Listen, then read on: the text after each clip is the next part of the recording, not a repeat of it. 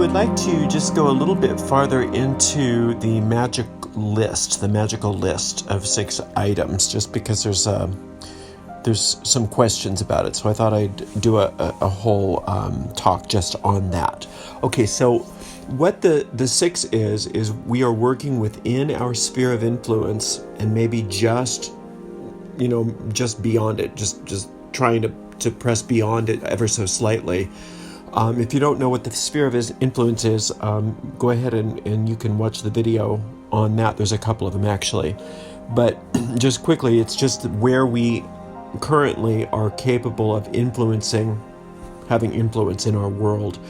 And we want to constantly expand that sphere of influence as we grow and get stronger and more powerful. So what I like to do is have everybody have a perpetual list of 6 items, 3 things that they want to manifest or bring into their lives that might be just a little bit of a stretch or a little bit of a challenge, 3 things they want to create, let's say, and then another 3 items of things that they want to eliminate. In that banishing list of three items, there's another video just specifically on those 3 as well. So we want that list to be perpetual. We always want you to have 3 and 3 items of things that you want to get rid of, 3 items of things that you want to bring into your life. So these, you don't need to work on anything. You don't need to work on more than 1 item from this list at a time.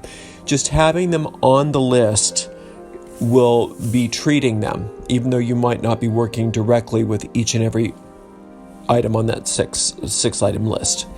All right, so then you'll do some spell work on 1 item on that list, but knowing that when you do that, you are also treating all the other items on that list. And so what frequently happens is that people have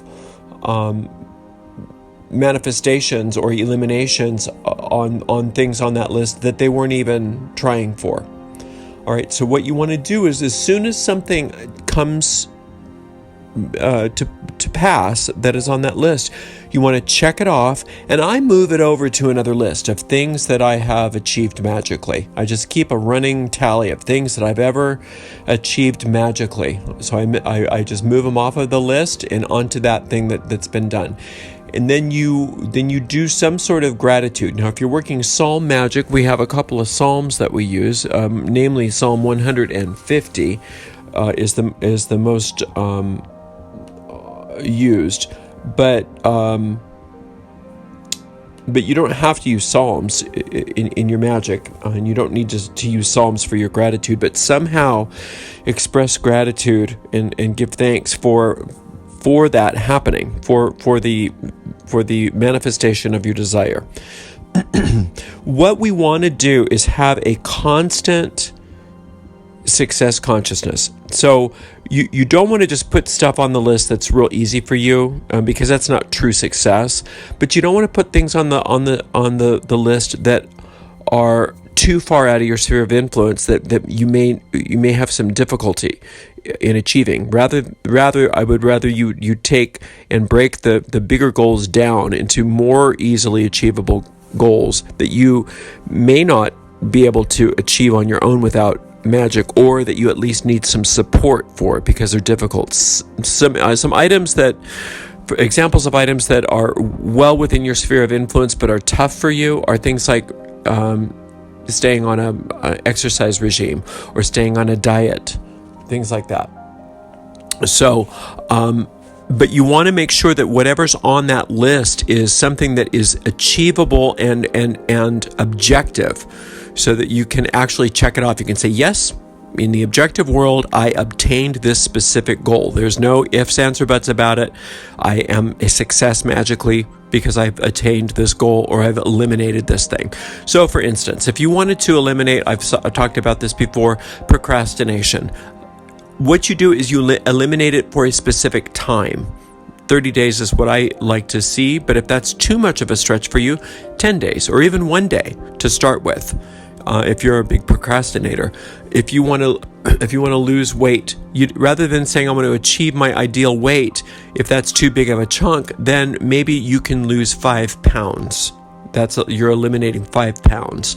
And then as soon as that occurs, you check that off, and you may or may not need to go forward with those goals. So for instance, if weight loss is your goal, you might say, okay, I'm going to lose 5 pounds. When you lose that 5 pounds, you may put another 5 or 10 pounds on your next list. You can do that, but you may not have to. The magic that you've done on those goals are in process. There's a trajectory that you're headed for, so you may not need to repeat those kinds of spells. You may be able to just allow them to manifest automatically at this point.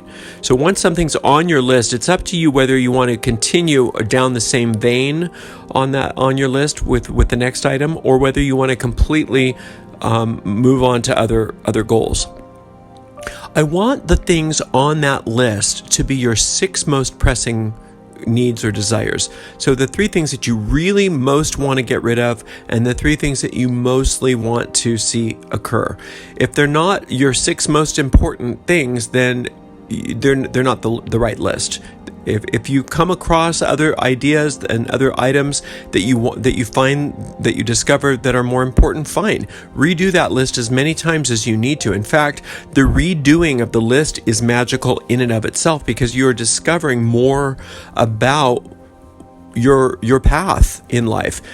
I'm going to give you a little secret, and that is that the true desires of your heart are a seed that has been placed there by infinite intelligence, whatever you want to call that, whether you call that goddess or whatever.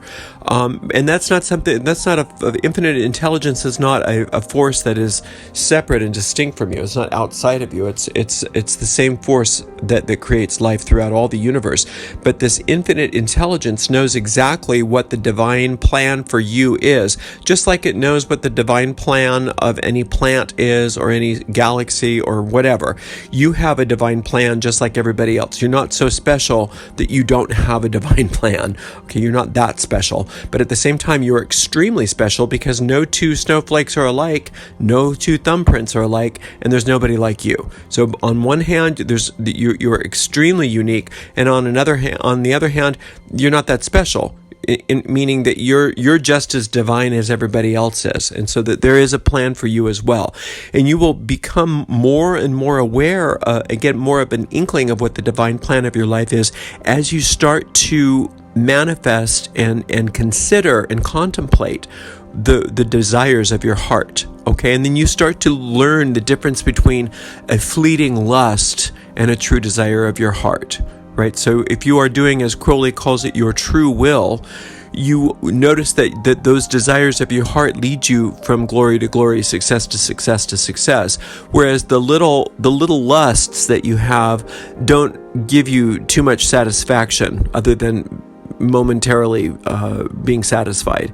But if you don't know which is which, put them on there anyway. It will all work out, I promise.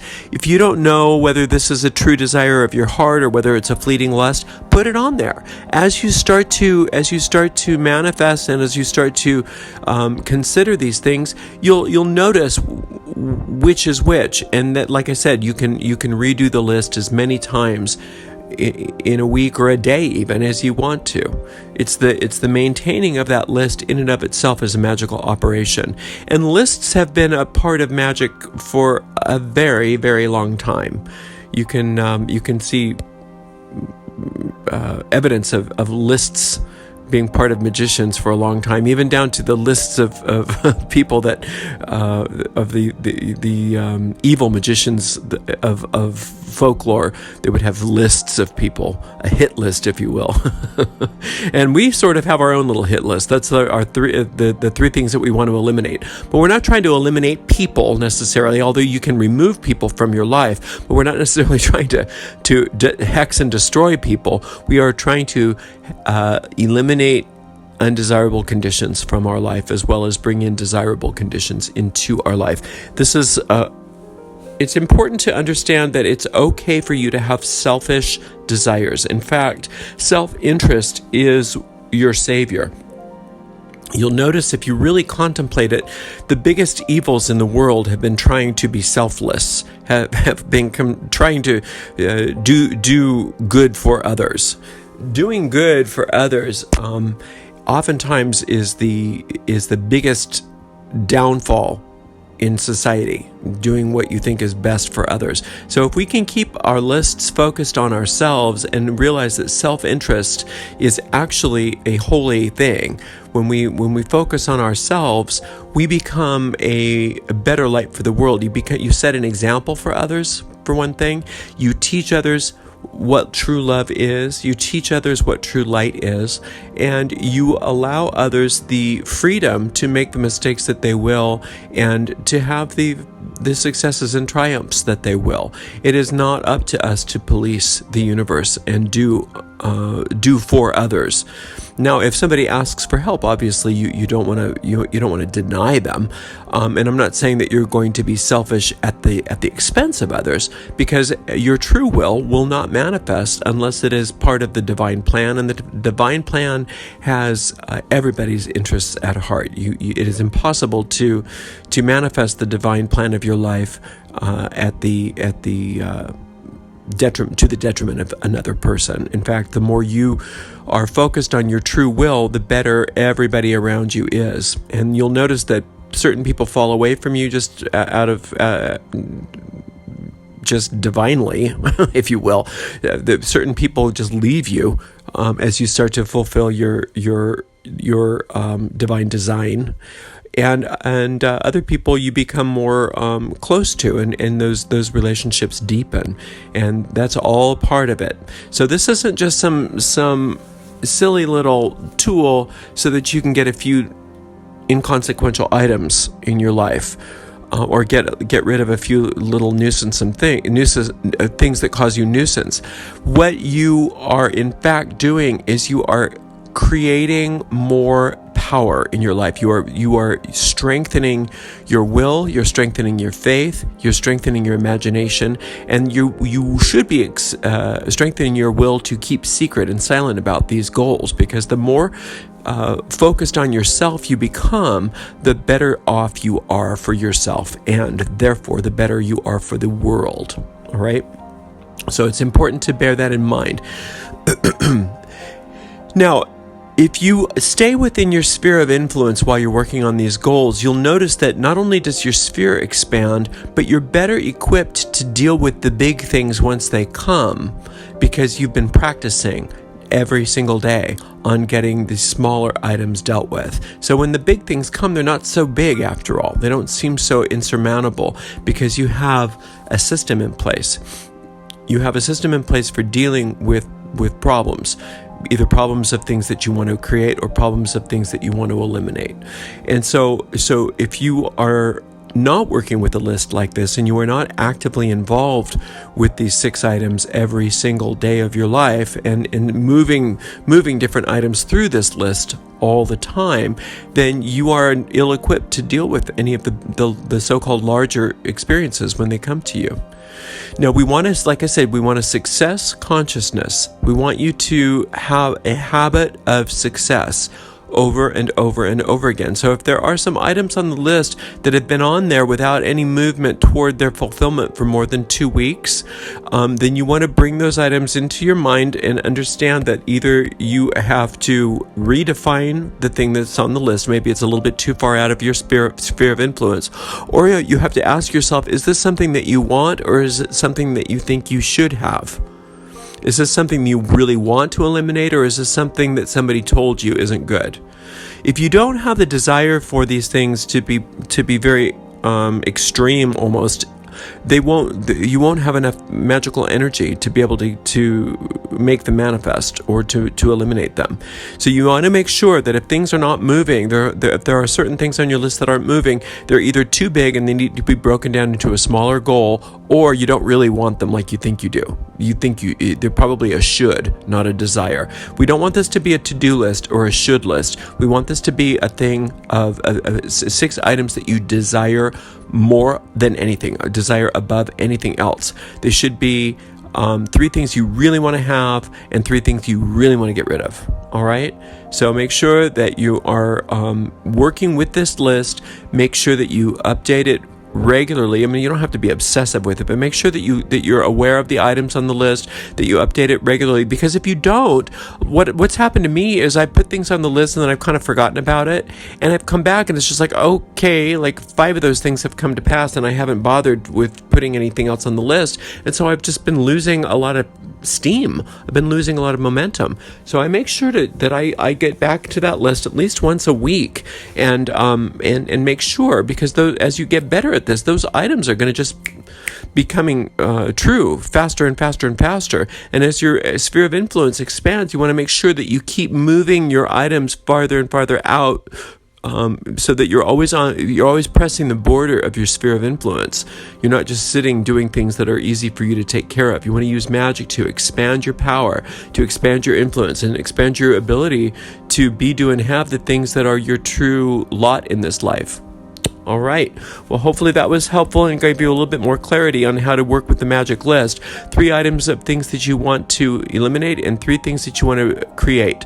They should be just at within your sphere of influence, but things that you need some support on, or things that are just pressing the boundaries of that sphere of influence in order for you to expand it. All right. I will talk to you soon. I hope you are having an absolutely fabulous time with your magic. I can't wait to work with you again. Blessed be.